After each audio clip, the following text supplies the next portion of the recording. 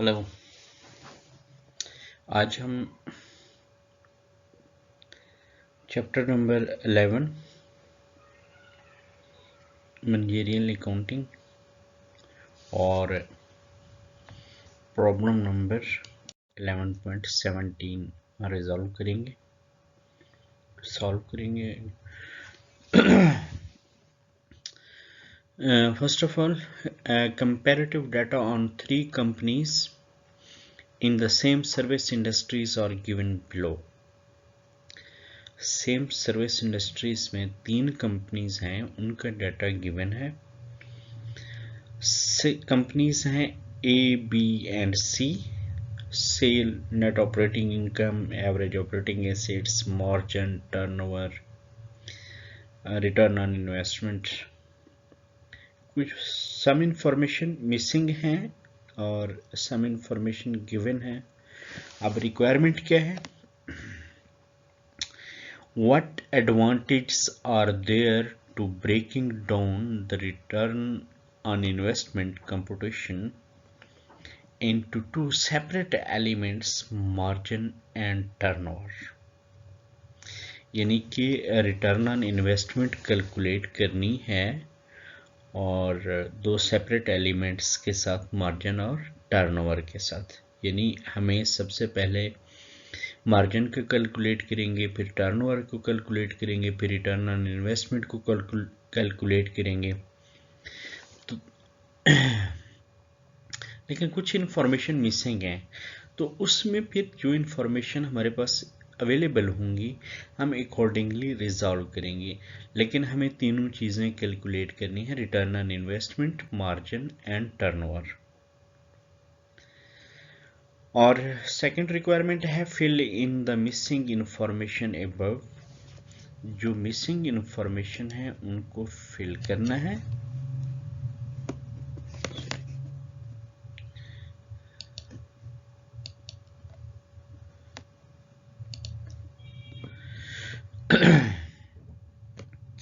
Missing information and comments on the relative performance of 3 companies in as much detail as the data permit.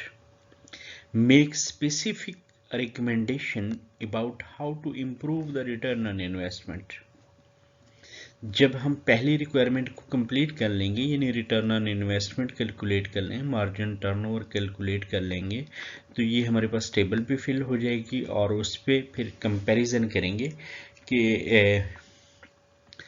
उनका किस तरह कैसे उनमें क्या डेफिशिएंसीज हैं और कौन सी कंपनीज बेहतर परफॉर्म कर सकती हैं, या अगर किसी कंपनी की किस एरिया में परफॉर्मेंस कम है और उसको वो कैसे इम्प्रूव कर सकती है, ये सारी चीज़ें हम डिस्कस करते हैं।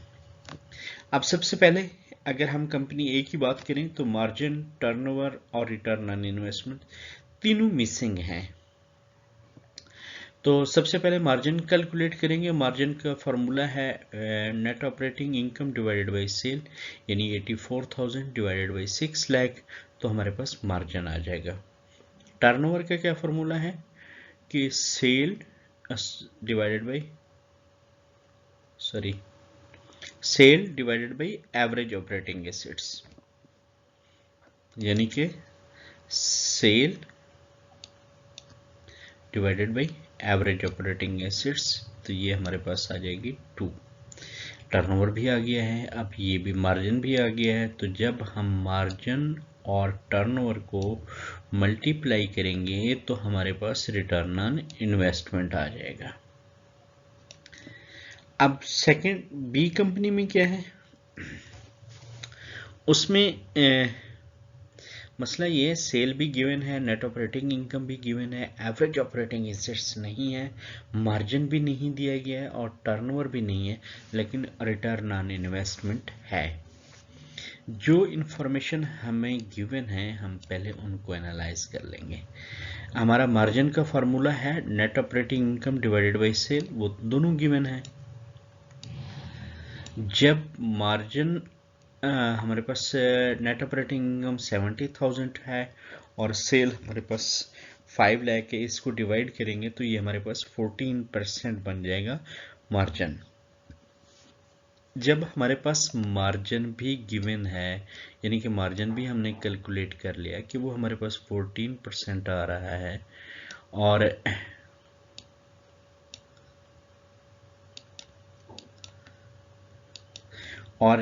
रिटर्न ऑन इन्वेस्टमेंट 7% है, तो it's very easy to calculate turnover.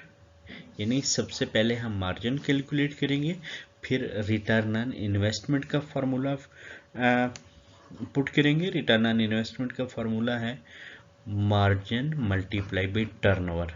Margin तो गिवन है 14% और रिटर्न ऑन इन्वेस्टमेंट भी गिवन है 7%। तो अब फिर इनको क्रॉस मल्टीप्लाई करेंगे। जब क्रॉस मल्टीप्लाई करेंगे तो 7 डिवाइडेड बाई 14, तो ये आ जाएगा 0.5। टर्नओवर क्या आ जाएगा हमारे पास? 0.5 आ जाएगा। अब जब टर्नओवर हमारे पास 0.5 आ जाएगा तो फिर हमें एवरेज ऑपरेटिंग एसेट मालूम करना हमारे लिए इजी हो जाएगा। वो कैसे कैलकुलेट करेंगे? टर्नओवर का फार्मूला पुट करेंगे। Turnover is equal to sale divided by average operating assets. Sale भी गिवन है और टर्नओवर भी हमारे पास आ जाएगा, तो फिर उसको एवरेज ऑपरेटिंग एसेट को कैलकुलेट करना मुश्किल नहीं होगा। अब सी में ना सेल है, ना नेट ऑपरेटिंग इनकम है, एवरेज ऑपरेटिंग एसेट्स गिवन है, मार्जिन गिवन है, टर्नओवर गिवन है और रिटर्न ऑन इन्वेस्टमेंट भी नहीं है। तो रिटर्न ऑन इन्वेस्टमेंट तो सिंपली इन दो को मल्टीप्लाई करेंगे तो वो रिटर्न ऑन इन्वेस्टमेंट आ जाएगा 7%, यानी 3.5 मल्टीप्लाई बाई 2, तो हमारे पास 7% रिटर्न ऑन इन्वेस्टमेंट आ जाएगा। अब हमने सबसे पहले जिस फार्मूले में एवरेज ऑपरेटिंग एसेट यूज होता है, सबसे पहले उसको रिजॉल्व करेंगे, यानी टर्नओवर को। टर्नओवर का फार्मूला क्या होता है? Turnover is equal to sale divided by average operating assets. Average operating asset भी गिवन है, आपको टर्नओवर भी गिवन है, सेल नहीं है, तो सेल हम कैलकुलेट कर लेंगे। जब हमारे पास सेल आ जाएगी तो फिर हम मार्जिन का फॉर्मूला लगाकर ये नेट ऑपरेटिंग इनकम भी कैलकुलेट कर लेंगे। पहली रिक्वायरमेंट में रिटर्न ऑन इन्वेस्टमेंट कैलकुलेट करनी है, मार्जिन टर्नओवर वो पहली कंप्लीट हो जाएगी। तो फिर सेकंड रिक्वायरमेंट में ये डाटा मिसिंग डाटा फिल करना है। तो चले हम इनको 1 बाय 1 कैलकुलेशन भी आपको दिखा देते हैं कि कैसे कैलकुलेट करना है। अब पहली रिक्वायरमेंट थी हमारे पास रिटर्न ऑन इन्वेस्टमेंट, मार्जिन और टर्नओवर के हिसाब से। तो मार्जिन हमारे पास net operating income divided by sale, net operating income divided by sale. तो हमारे पास नेट ऑपरेटिंग इनकम क्वेश्चन में गिवन है 84,000 और डिवाइडेड बाय 6 लाख, तो हमारे पास 14% मार्जिन आ जाएगा। अब टर्नओवर क्या है? Sale divided by average operating assets. दोनों चीज़ें सवाल में इस कंपनी ए में गिवन है। अब 6 लाख डिवाइडेड बाय 3 लाख, तो हमारे पास 2 आ जाएगा turnover. Return on investment, return on investment का फॉर्मूला है मार्जिन मल्टीप्लाई बाई टर्नओवर, यानी 14% मल्टीप्लाई बाई 2%, 28% हमारे पास रिटर्न ऑन इन्वेस्टमेंट आ जाएगी। ये कंपनी ए की थी। अब कंपनी बी की कैसे कैलकुलेट करेंगे? कंपनी बी में कुछ चीज़ें मिसिंग हैं, यानी एवरेज ऑपरेटिंग एसेट्स भी मिसिंग हैं और टर्नओवर भी मिसिंग है। तो सबसे पहले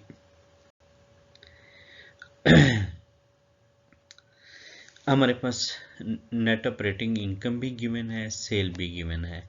तो सबसे पहले मार्जिन कैलकुलेट कर लें, net operating income divided by sale. Net operating income 70,000 है और सेल हमारी 5 लाख है, तो हमारे पास 14% आ जाएगा।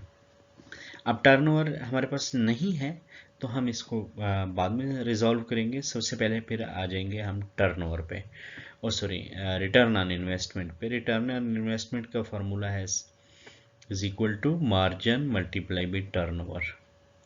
मार्जिन तो हमने कैलकुलेट कर लिया है, 7% रिटर्न ऑन इन्वेस्टमेंट भी क्वेश्चन में गिवन है, मार्जिन हमने खुद कैलकुलेट कर लिया, टर्नओवर नहीं है।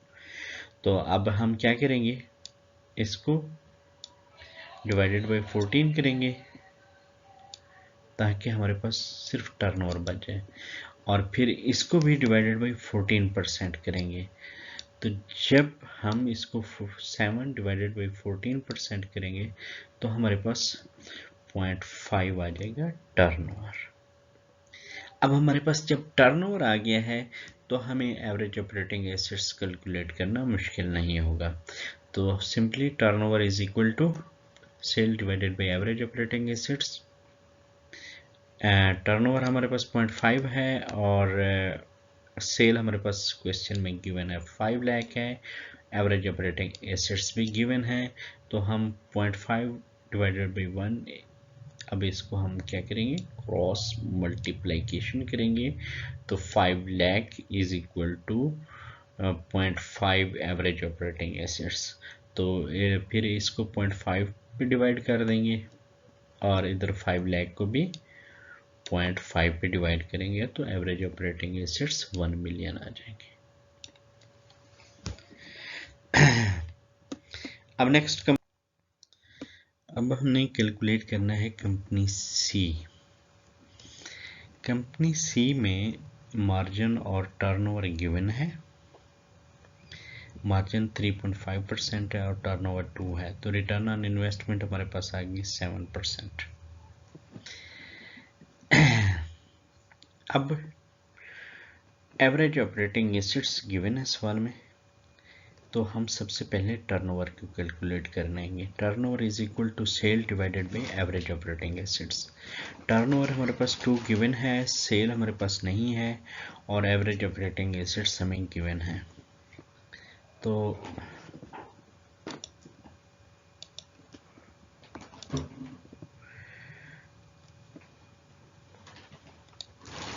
फिर हम क्या करेंगे, इनको क्रॉस मल्टीप्लाई करेंगे। तो sale is equal to 2 multiply by 1 million, तो हमारे पास सेल आ जाएगी 20 मिलियन, सॉरी 2 मिलियन। अब जब सेल हमारे पास आ गई है तो अब हम मार्जिन कैलकुलेट करेंगे। Margin is equal to net operating income divided by sale. तो मार्जिन हमारे पास सवाल में गिवन है 3.5% और नेट ऑपरेटिंग इनकम नहीं है, जबकि सेल हमने अभी कैलकुलेट की है 2 मिलियन।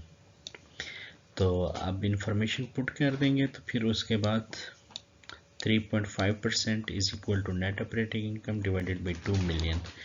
तो अब हम इनको क्या करेंगे, क्रॉस मल्टीप्लाई करेंगे, यानी net operating income is equal to 2 million multiply by 3.5%।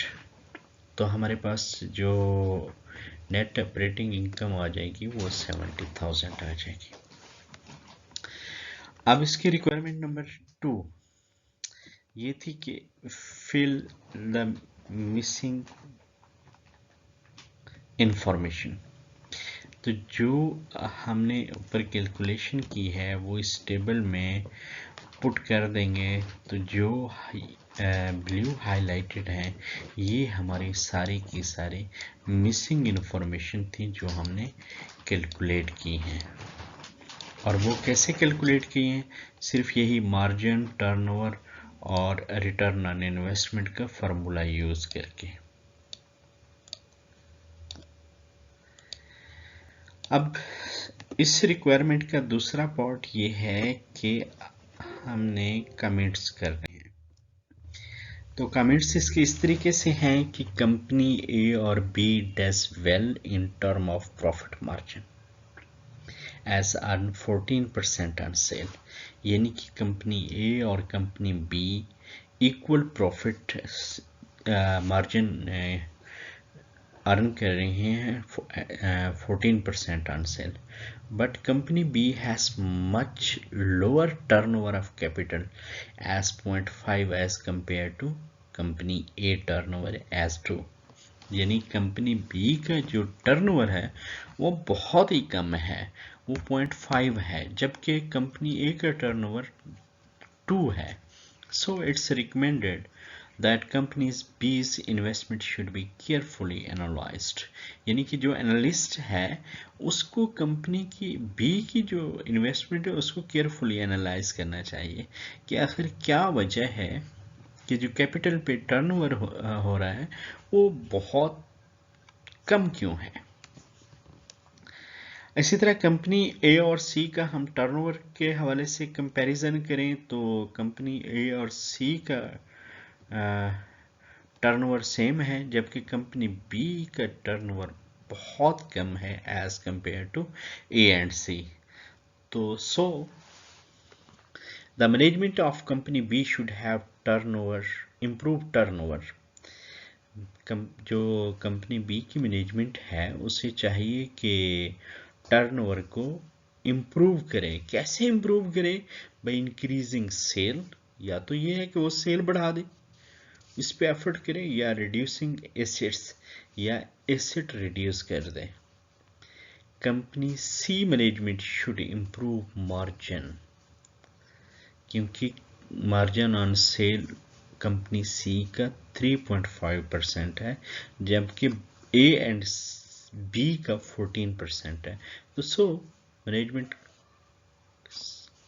C companies management should improve the margin. कैसे मार्जिन को इंक्रीज कर सकते हैं? डेफिनेटली वो अपने एक्सपेंस को कट करेगा, रिड्यूस करेगा। अगर वो कंपनी अपने एक्सपेंसेस को रिड्यूस करती है तो उससे उसके मार्जिन इम्प्रूव हो सकती है। Thank you so much. कल इंशाल्लाह इसका नेक्स्ट हम प्रॉब्लम सॉल्व करेंगे, और I think 2 or 3 more problems remaining. तो इंशाल्लाह फिर उसके बाद ये चैप्टर कंप्लीट हो जाएगा। Thank you so much.